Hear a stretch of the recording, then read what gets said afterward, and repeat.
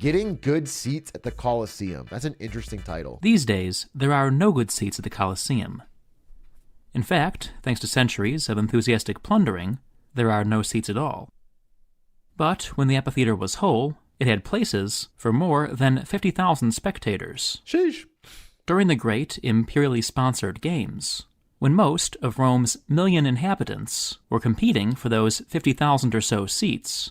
Had to be so, I mean, listen, it is blood sport, but in that time, if you lived in Rome, man, that had to be the fucking most fun thing you do all month. What else do you do? Nothing else is fun. Every life is a daily grind, and you finally get to go see a fucking gladiator battle. You'd be talking about that for weeks, bro. That shit would have been so gas. You're just there with the boys, cheering it on. The fucking emperor does the thumbs up, thumbs down. Your chances of getting a good seat depended on who you were, who you knew, and how creatively you exploited both. Probably Gamba. Like the other entries in my Time Traveler's Guide to Ancient Rome, this video provides hypothetically practical advice to modern tourists with the wherewithal to visit Imperial Rome. Oh, if we get This time, we'll explore how our hypothetical time traveler could get a seat, and, with a bit of maneuvering, a good seat during the games at the Colosseum.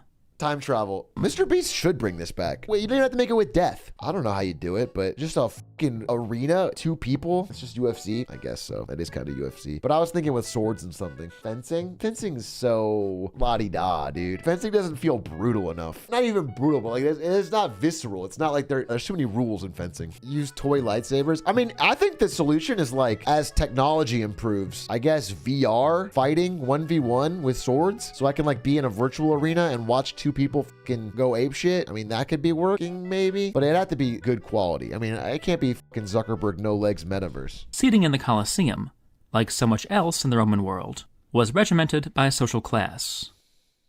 The best seats, closest to the arena, were reserved for the emperor, Vestal virgins, and senators. All right, so you guys are all good. They said virgins get the front row seats. So if we invent time travel, I will see you all there. We'll be front row. We are fucking locked and cocked. This section, known as the podium, consisted of marble terraces designed to carry the chairs from which the elite surveyed the world. Every spectator in this privileged tier was attended by at least one slave, who would carry their chair, shield them from the sun, and serve refreshments. Above the podium was the Colosseum's equivalent of business class. Business class. Tiers of wide marble seats where members of the equestrian order sat in relative ease and comfort, separated from the masses by a high stone wall. The main seating section was above the equestrians. Wait, they put a stone wall? Doesn't that just ruin the view? That's so douchey. Here, row after row of narrow marble benches held the bulk of the audience. All male, all Roman citizens, all sweating in their wool togas. Wool togas. These seats were divided into dozens of sections reserved for members of various guilds and associations. Bro, this place had to smell like fucking a Smash tournament after 3 days. This place must have smelled so fucking foul, dude. Oh. The highest and worst seats were located along the rim of the perimeter wall, in the stifling semi-darkness just below the awning that shielded the arena from sun and rain. In this section, slaves, women, cooking. and other low-status Let him cook, dude. He set up a little grill. This dude's just cooking on the seat. Stood shoulder to shoulder on tiers of rickety wooden planks, 50 meters and a world away from the senators in their padded seats. Having reviewed how seating worked, let's move on to practicalities. Gladiators only fought in the Colosseum about a dozen times in an average year. Time travelers who want to see the arena in action should thus plan their visit to coincide with Saturnalia, when the emperors almost always put on a series of games. Okay. Those with an appetite for the truly spectacular should point their time machines toward 80 AD, when Titus dedicated the Colosseum with a series of splendid events, or toward 107 AD, when Trajan staged games that lasted 4 months and featured no fewer than 5,000 pairs of gladiators. Now, how to get tickets. Damn, that would have been like fucking Woodstock, bro.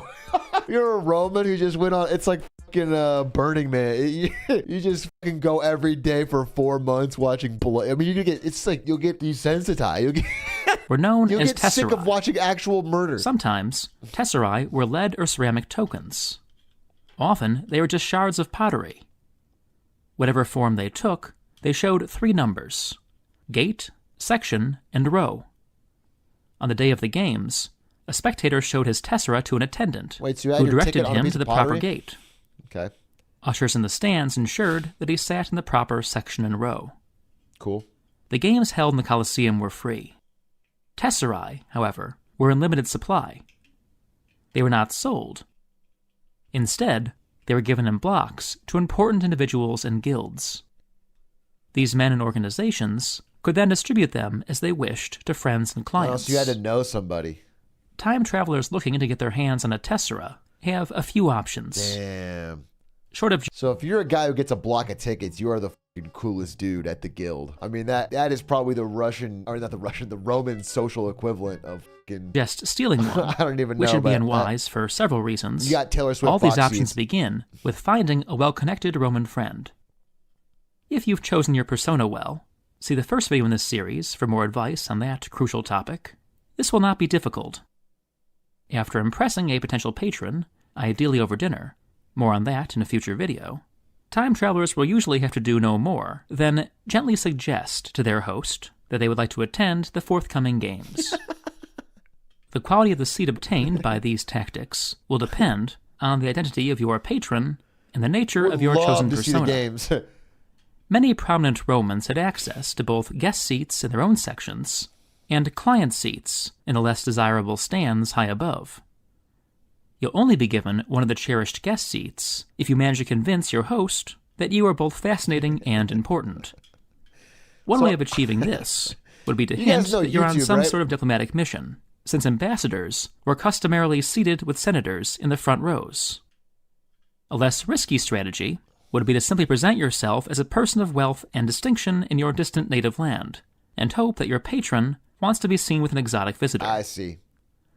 The best-case scenario is a seat on the podium beside the senators. If you manage to pull this off, you'll have a superb vantage point, both for watching action on the arena and for gawking at the emperor, whose box was located among the senatorial seats. That's kind of cool.